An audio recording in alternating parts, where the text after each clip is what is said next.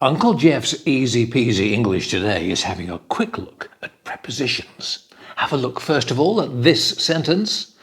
There's a gap in the sentence. What can fit in the gap? It happened Friday. You have four possibilities. The first possibility, at lunchtime in lunchtime on lunchtime at lunchtime on. Which of those four fits the sentence, it happened Friday?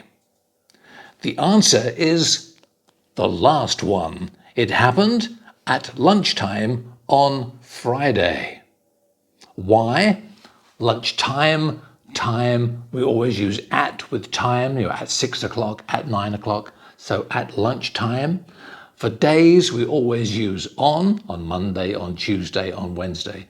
So the correct answer is, it happened at lunchtime on Friday. English prepositions, easy peasy-ish. Thank you for watching. See you next time. Bye-bye for now.